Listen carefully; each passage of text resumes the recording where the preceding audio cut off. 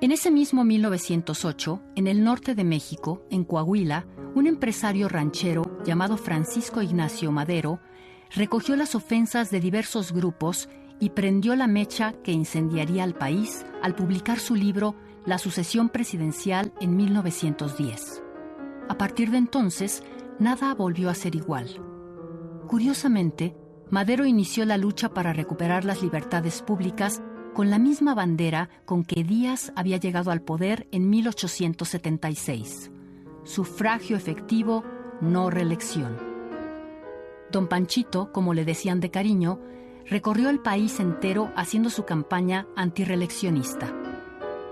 En junio de 1910, contra lo que había prometido en aquella dichosa entrevista, Díaz mandó parar la campaña electoral de Madero y ordenó su aprehensión para encarcelarlo en San Luis Potosí.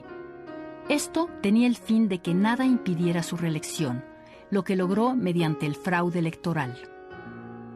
En septiembre, mientras los opositores al régimen se encontraban en las cárceles del país, los porfiristas se dispusieron a celebrar en grande el centenario de la independencia de México como si nada estuviera sucediendo. En los primeros días de octubre, Madero escapó de San Luis y huyó a los Estados Unidos.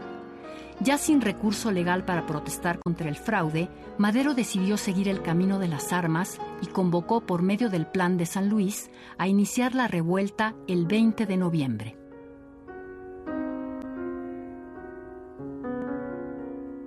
El triunfo revolucionario llegó en mayo de 1911.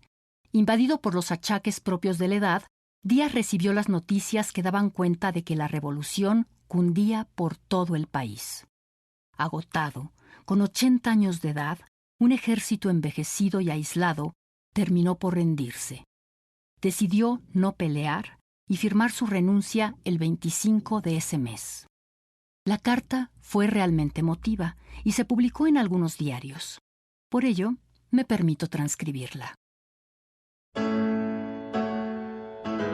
México, mayo 25 de 1911.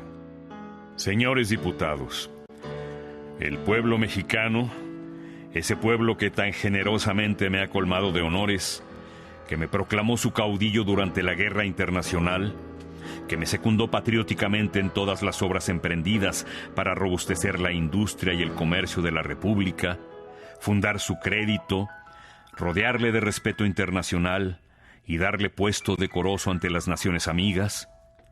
Ese pueblo, señores diputados, se ha insurreccionado en bandas milenarias, armadas, manifestando que mi presencia en el Supremo Poder Ejecutivo es la causa de la insurrección.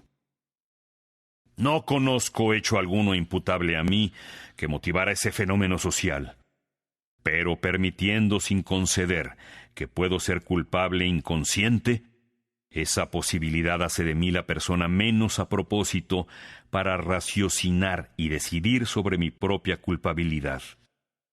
En tal concepto, respetando como siempre he respetado la voluntad del pueblo, y de conformidad con el artículo 82 de la Constitución Federal, vengo ante la suprema representación de la nación a dimitir el cargo de presidente constitucional con que me honró el voto nacional.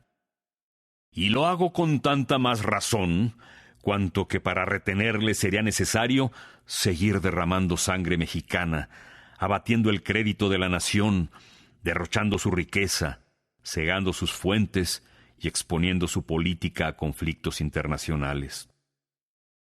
Espero, señores diputados, que calmadas las pasiones que acompañan a toda revolución, un estudio más concienzudo y comprobado hará surgir en la conciencia nacional un juicio correcto, que me permita morir llevando en el fondo de mi alma una justa correspondencia de la estimación que en toda mi vida he consagrado y consagraré a mis compatriotas.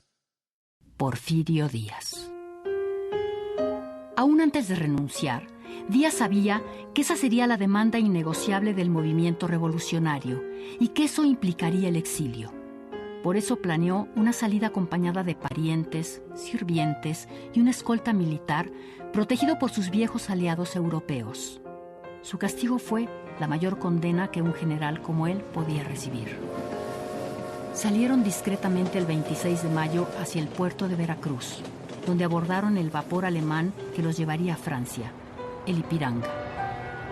Hay quien dice que Díaz todavía se dio el lujo de pronosticar, o mejor dicho, advertir a Francisco y Madero sobre lo complicado de gobernar un país como el nuestro.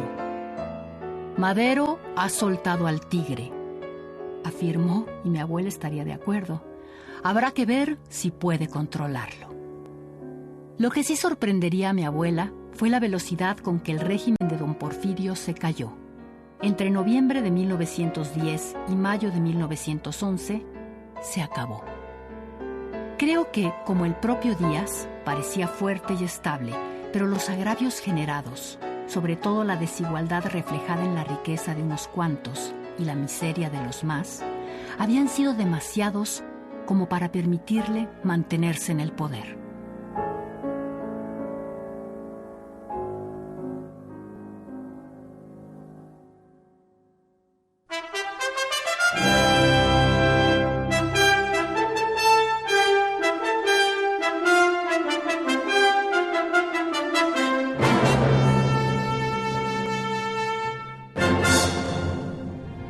La historia es de todos. Bicentenario de la Independencia Nacional, Centenario de la Revolución Mexicana, Gobierno Federal.